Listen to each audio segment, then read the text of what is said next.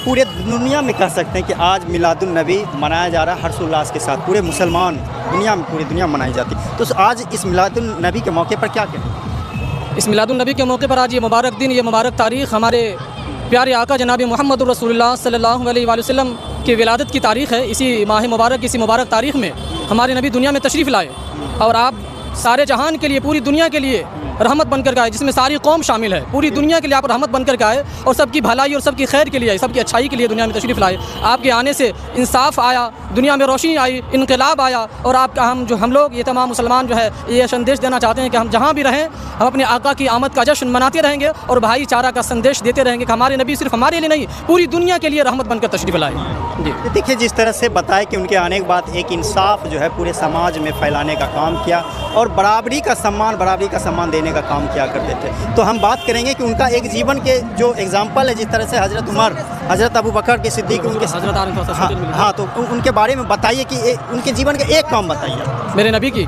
जी, मेरे नबी दुनिया में जब तशरीफ़ लाए तो सारे लोगों को इंसाफ मिला। हुजूर के आने के बाद, उस हुजूर के आने से पहले बेटियों को ज़िंदा ज़मीन में दफन कर दिया जाता था। हुजूर तशरीफ़ लाए तो बेटियों को सीने से लगाया, बोला अब तुम्हें अच्छा मकाम दिया जाएगा, कोई भी अपनी बेटी को ज़िंदा ज़मीन में दफन नहीं करेगा, आप उसे इज़्ज़त से पाला जाएगा, मोहब्बत की नज़र से देखा जाएगा। ये मेरे नबी की आने के बाद औरतों को, बेवाओं को और बेटियों को शान और मकाम इज़्ज़त मिली। समाज के लिए क्या संदेश देंगे? और समाज में यही संदेश देना चाहते हैं कि भाईचारे का ये माहौल रखें, आपस में हिंदू मुस्लिम सिख ईसाई सभी मिल करके हमारे आका के जश्न में शामिल हो जाएं और जिस तरह हम मना रहे हैं आप भी हमारी खुशी में आप शामिल हो जाएं। क्या नाम हुआ? मेरा नाम हाफिज़ मोहम्मद अशरफ रज़ा है। जी, देखिए, जिस तरह से हाफिज़ साहब बताए हैं कि उनके आने के बाद इंसाफ पूरे आम हुआ, समाज में बराबरी का दर्जा मिला।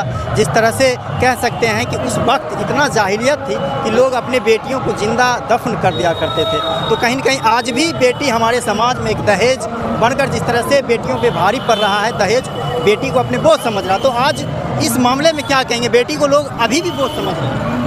ऐसे रास्ते से हुजूर की शरीयत से लोग थोड़े से भटक गए।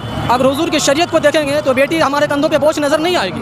बेटी तो अल्लाह की रहमत है। हुजूर ने कहा बेटी अल्लाह की रहमत है, जहाँ बेटा पैदा हुआ अल्लाह की एक रहमत और जहाँ जिस घर में बेटी आई वहाँ अल्लाह की 10 रहमत बरसती है। और हुजूर ने फरमाया कि जहाँ बेटी की विलादत हो 70,000 फरिश्ते उस बेटी को देखने के लिए आते हैं।